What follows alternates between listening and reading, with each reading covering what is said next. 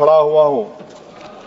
किसी एक शायर ने बड़ा अच्छा कहा था, जब भी ज़मीर और ज़र्फ का सौदा हो दोस्तों, जब भी ज़मीर और ज़र्फ का सौदा हो दोस्तों, कायम रहो हुसैन के इनकार की तरह। सर, ये वक्फ तरमीमी बिल भारत के गयूर मुसलमानों के ईमान पर, इबादत पर एक हमला है।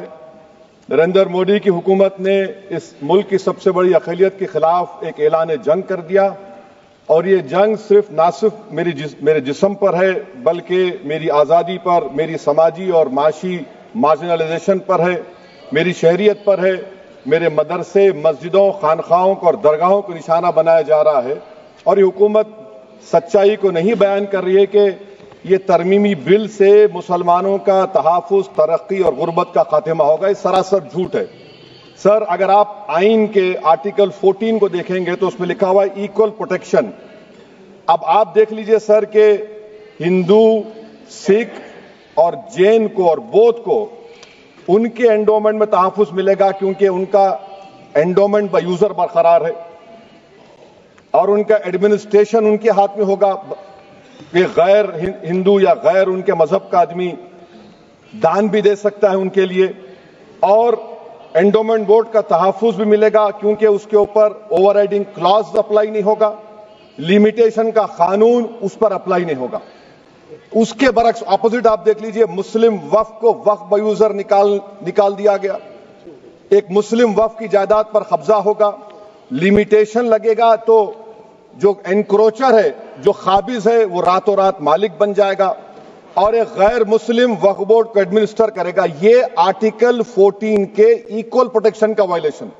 अब आर्टिकल 14 में सर इक्वालिटी बिफोर लॉ भी है, और उसका कैसा वायलेशन हो रहा है कि कोई आर्बिट्ररी स्टेप नहीं ले सकता और कोई भी ऑफिशियल किसी भी तरीके से गलत आर्बिट्ररी फैसला नहीं लगा। यहां पर आप एक डेजिग्नेटेड ऑफिसर को रखकर वो फैसला लेगा कि ये जायदाद वक्फ की है, गवर्नमेंट की है।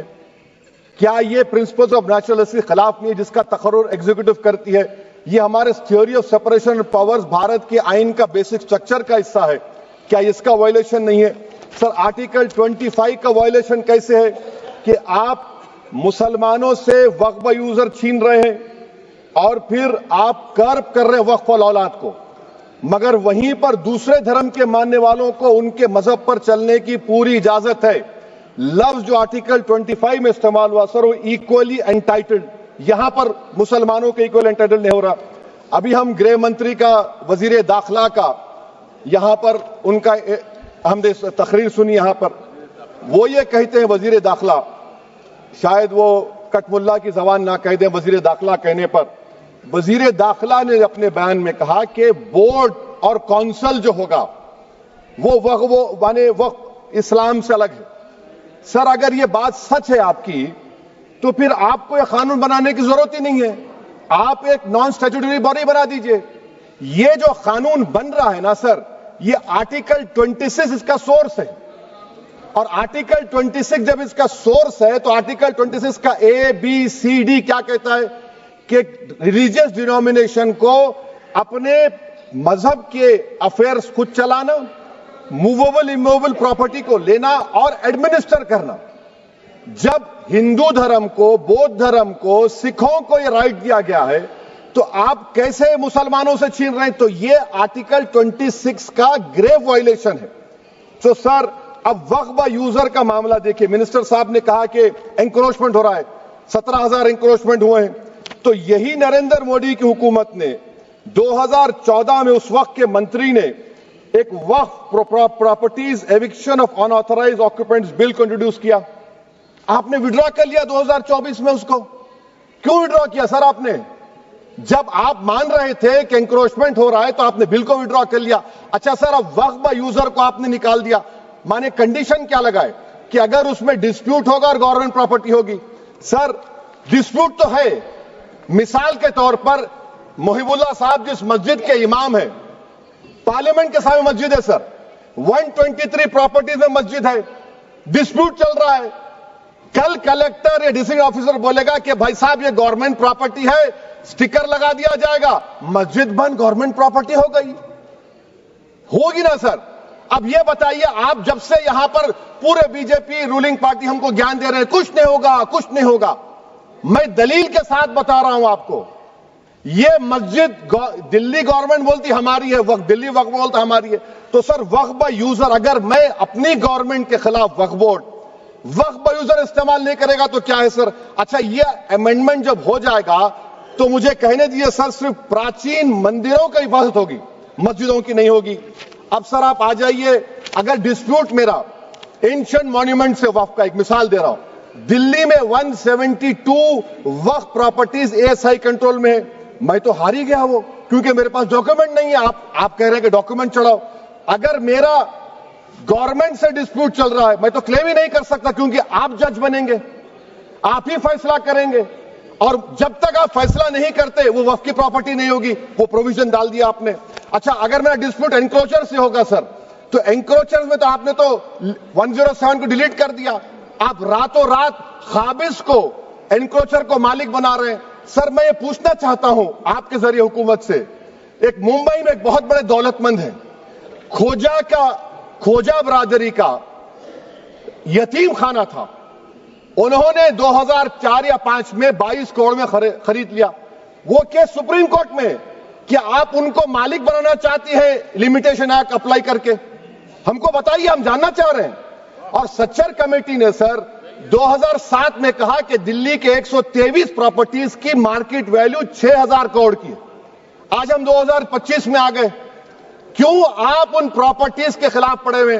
1976 में उस वक्त के वजीर आजम इंदिरा गांधी लेटर लिखा, इसको आप दे दीजिए, मगर आप उसको मानने को तैयार नहीं है। तो सर और एक जो झूठ फैलाया जा रहा है, management empowerment efficient development. Sir this bill takes any management from the hands of Muslims, disempowers the waqf in comparison to any other stakeholder, takes away the efficiency of administration and hampers development. Waqf disempowerment in the name of efficiency, inefficiency is being created. The progress of development from pre-independence till today is sought to be destroyed. Sir अभी हमारे home minister साहब ने फजल पुकाया case का जिक्र किया। Sir मैं आपसे गुजारिश करूंगा कि होम मिनिस्टर जरा अच्छे लोगों को रखकर इंफॉर्मेशन ले।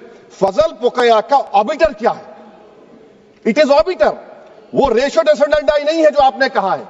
अच्छा सर, शेड्यूल ट्राइब के बारे में कहा, क्या शेड्यूल ट्राइब में मुसलमान नहीं होते? शेड्यूल कास्ट में नहीं होता मुसलमान, शेड्यूल ट्राइब में मुसलमान होता। तो क्या आर्टिकल 25 मेरा चला गया, आर्टिकल 26 चला गया, आर्टिकल 14 चला गया, 15 चला गया, 29 चला गया? लक्षद्वीप का एक मुसलमान एमपी है, क्या उसको राइट नहीं है क्योंकि ट्राइबल है? क्या कह रहे हैं आप? इस ऐवान को क्यों गुमराह कर रहे हैं आप शेड्यूल ट्राइब के नाम पर? सर और एक चीज जो आपको बता रहा हूं सर, अब आप जब आर्टिकल 26 से मेरा सोर्स है, तो आप सेंट्रल वक्फ काउंसिल में 22 में से 11 आप नॉन मुस्लिम को बना सकते हैं। रिलीजन न्यूट्रल आपने कह दिया, और आप बनाएंगे, क्यों बनाएंगे आप? स्टेट वक्फ बोर्ड में 7 नॉन मुस्लिम होंगे और 4 मुसलमान। क्यों होंगे? क्योंकि आप लॉ में 95 में डायरेक्ट मैनेजमेंट में ले सकते हैं 5 साल के लिए। आप वक्फ बाय यूजर को आप कलेक्ट डिस्ट्रिक्ट ऑफिसर बोलेगा ये वक्फ की प्रॉपर्टी नहीं है, तो वो वक्फ बोर्ड खामोश बैठ जाएगा, कुछ एक्शन ही नहीं लेगा, क्योंकि वो आपके प्यादे हैं। अच्छा, जब आप नॉमिनेट करेंगे सर मैं मोदी गवर्नमेंट के खिलाफ नो कॉन्फिडेंस ला सकता हूं, मगर वक्फ बोर्ड का चेयरमैन जो नॉमिनेट होगा उसके खिलाफ नो कॉन्फिडेंस नहीं ला सकते, हम बिल्कुल नहीं ला सकते। क्या मजाक है बताइए आप? ये डेमोक्रेसी है। नॉमिनेट भी स्टेट गवर्नमेंट करेगी, वो अगर डिक्टेटर बन जाएगा जैसा आज भारत में हो रहा है, तो वो भी नहीं हटेगा। कम से कम यहां पर तो इलेक्शन है, वहां पर तो आप 5 साल झेलते रहो उसको। अच्छा सर, अब ये जो क्लॉज 11 और क्लॉज 9 आप 16AA से देखिए, where the qualification of the members of the board has been limited only to 3 categories contained in 14(1)(c). Intention is very clear that the majority is to be packed with non-Muslims. So who will defend my interests, sir? If I cannot depend on the state waqf board, central waqf council, which are going to comprise non-Muslims, this in itself is a clear violation of Article 26, 14 and 15, sir. अच्छा sir, CO पहले 95 act में था कि word मुस्लिम, आपने गायब कर दिया उसको। अरे आखिर क्यों इतनी नफरत है आपके लफ्ज मुसलमान से? अच्छा फिर क्या कह रहे हैं आप कि ये भी आर्टिकल 26 का वायलेशन है। सब जितने हिंदू धर्म के प्रॉपर्टीज हैं, सिख धर्म के हैं, बौद्ध के हैं और आपके जेन के, वहां पर उन्हीं के मजहब का ऑफिसर होगा। और कहां पर नहीं होगा? वक्फ बोर्ड में। Waqf board is a pure religious institution, इसको समझने की जरूरत है। तो आप ये कर दे रहे हैं सर। अच्छा सर, आप देखिए, अब आप आ जाइए ये ट्राइब्यूनल पर। मुझे समझ में नहीं आया सर कि हमारे होम मिनिस्टर वजीर दाखिला ने क्या कह दिया कि 2013 का जो कानून है वो नहीं बनता तो हम नहीं लेके आते। मैं बड़े अदब के साथ उनसे पूछना चाह रहा हूं कि क्या उस वक्त राजनाथ सिंह साहब, आडवाणी साहब, हमारी लेट सुषमा स्वराज, ये बड़े बड़े नेता यहां बैठे थे? आपने यूनानिमस उस कानून को पास करवा दिया। कीर्ति आजाद थे उस वक्त, अब यहां बैठे हैं वो टीएमसी में। तो क्या आप गलत थे या वो गलत थे? हमको बता दीजिए, आप बता दीजिए। क्योंकि अगर आडवाणी आपके लिए बहुत बड़ा नेता है, मेरे लिए नहीं हो सकते, आपके लिए आपने पद्मश्री दिया उनको। मोहतरमा सुषमा स्वराज की जबरदस्त तकारीर का मैं कायल हूं, वो बैठकर उस 2013 को यूनानिमस पास कर दिए। मुझे कंफ्यूजन है कि क्या अमित शाह, नरेंद्र मोदी बड़े हैं या आडवाणी बड़े हैं? आपके लिए आप तय कर लीजिए। अच्छा सर, आपके tribunal sir, railway Clements tribunal, NGT tribunal, income tax, वैसे 14-15 ट्राइब्यूनल है। हिंदू एंडोमेंट का ट्राइब्यूनल, सबका अपील नहीं होती, रिव्यू होता है। गृह मंत्री सरकार कह रही है कि नहीं, रोक दिए, रोक लगा। कैसे रोक लगाते हैं? रिव्यू और अपील में तो फर्क होता है ना सर। आप ही कह रहे हैं कि पूरे कोर्ट्स में बैकलॉग है और आप अपील कर रहे हैं। अच्छा सर, रिटायर्ड डिस्ट्रिक्ट जज 95 में सिटिंग डिस्ट्रिक्ट जज था, जो एडमिनिस्ट्रेटिव कंट्रोल था सीजीआई साहब, उसको निकाल दिए। अच्छा सर, अब आप अभी हमारे मंत्री साहब ने कहा trust, sir Shri Sai Baba trust 2004, वो ये कहता है जो ऑफिसर उसमें काम करता है उसको साई बाबा का डिवोटी होने चाहिए और उसको डिक्लेरेशन लिख के देना पड़ेगा। यहां पर हो रहा तो यहां पर क्यों नहीं हो रहा? अच्छा सर, आप फिर देख लीजिए, ये आपका हो गया सर। हां, अब अमित शाह साहब ने सेक्शन 2A के बारे में कहा और उन्होंने इस बात का इकरार कर लिया कि दाऊदी बोहरा के लिए यह बनाया गया है। मगर मैं आपके जरिए से गवर्नमेंट से पूछना चाह रहा हूं, आपने तो उस प्रोवाइजो में दाऊदी बोहरा का नाम ही नहीं लिखा। आपने उनको भी थैंक यू कर दिया, उनका नाम क्यों नहीं लिखा आपने? और सर, और गवर्नमेंट क्या कर रही है? आप मुस्लिम समाज में जो बेकार किस्म के लोग हैं उनको एक रास्ता बना रहे हैं, एग्जिट दिखा रहे हैं कि तुम्हें वक्त से बचना है तो तुम्हें ट्रस्ट बना लो। ये क्या कर रहे हैं सर आप? कम से कम उन दाऊदी बोहरा को आप दे देते। अच्छा sir, clause 3V section 36 clause 18 देख लीजिए। Oral appointment has sought to be discontinued even though it is recognized practice in Islam. Muslim personal law is recognized oral waqf and 1937 Shariat Application Act. Sir, आप clause 39 पर आ जाइए। 5 साल के लिए मुसलमान। मैं किरण रिजिजू से पूछना चाहता हूं, सर दाढ़ी रखे तो मुसलमान प्रैक्टिसिंग है या क्लीन शेव आपकी तरह है? तो बताइए हमको, प्रैक्टिसिंग क्या होगा? अच्छा, किसी को पकड़ के मॉब लिंच कर दिया और बोले कि JSR का नारा लगाया, और वो JSR का नारा लगाया तो क्या मुसलमान रहेगा? नहीं रहेगा। या फिर देश के प्रधानमंत्री ने कहा था कपड़े देखकर पहचानो, तो क्या कपड़े देखकर आप कह देंगे? अच्छा, अगर कोई क्रिश्चियन हिंदू धर्म कबूल करता है तो क्या वो मंदिर को नहीं दे सकता प्रॉपर्टी? फिर भारत के संविधान में आर्टिकल 300 क्यों है सर?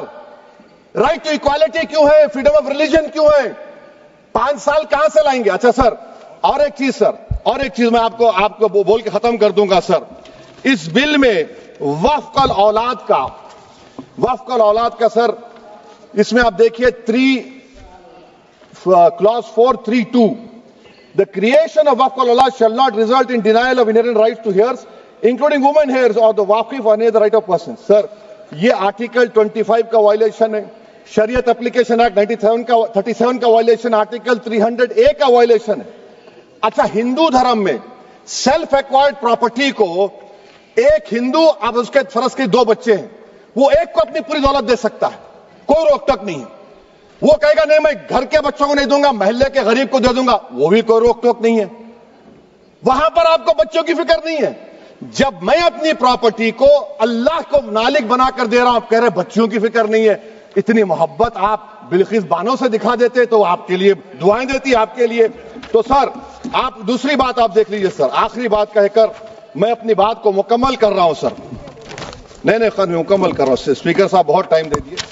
सर आप देखिए, इसमें अमित शाह साहब बोले कि इतनी प्रॉपर्टीज का कब्जा हुआ, चोरी हुई, ये हुआ।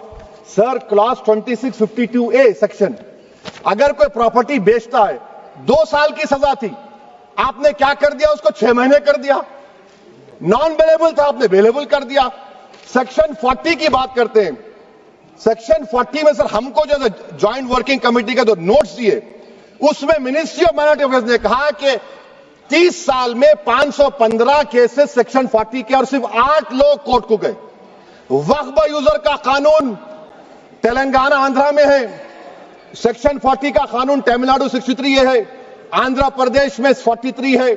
और सर आप डायरेक्शन दे रहे हैं, अच्छा क्लॉज 4218B देखिए सर, आप रूल बना रहे हैं, कोऑपरेटिव फेडरलिज्म के खिलाफ है, इतना रूल बना रहे हैं। और आखिर में सर मैं आपको बताना चाह रहा हूं स्पीकर साहब, ये बिल का मकसद सिर्फ मुसलमानों को जलील और रुस्वा करना है, मुसलमानों को दूसरे दर्जे का शहरी बनाने का इनका मकसद है। सर अगर आप हिस्ट्री को पढ़ेंगे तो महात्मा गांधी उस वक्त के व्हाइट अफ्रीका में सफेद फार्म अफ्रीका के कानून को महात्मा गांधी ने कहा था कि ये मेरा कॉन्शियंस इसको मानता नहीं है, मैं इस कानून को कबूल नहीं करता हूं। तो महात्मा गांधी ने क्या किया, उन्होंने उस कानून को फाड़ दिया। तो मैं गांधी की तरह इस कानून को फाड़ता हूं। ये अनकॉन्स्टिट्यूशनल है सर।